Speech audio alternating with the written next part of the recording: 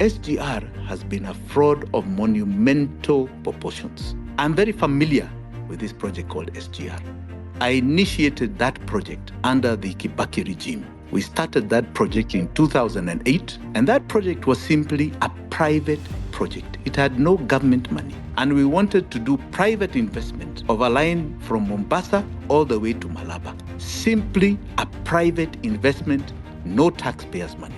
Our costing out of our feasibility study and our technical study came to 55 billion shillings, all the way from Mombasa to Malaba.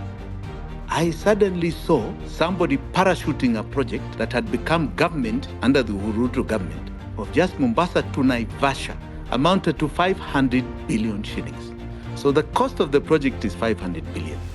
Chinese Exim Bank, that's the Chinese debt, say we are going to loan the Kenya government a total of 90% of that money. So Kenyans, you must raise 10%. 10% of 500 is 50 billion shillings. So us from our hard-earned taxes must pay 10% before they pay the 90%. So we did an audit of these amounts. Did the Chinese give us all the money that they said? Yes, they did. They gave all the money. It was paid directly to China Road and Bridge Company. So did Kenyans raise the 50 billion, which was 10% of 500, and did they contribute their share of 10%? We did the sums, right? And it's called self-raising finance, SGR grant from the Treasury.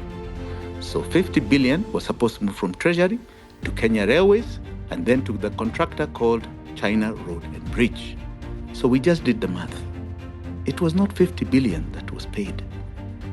It was 644 billion shillings. So we paid for it with our own money and even more. And yet we took a loan and we are paying back that loan.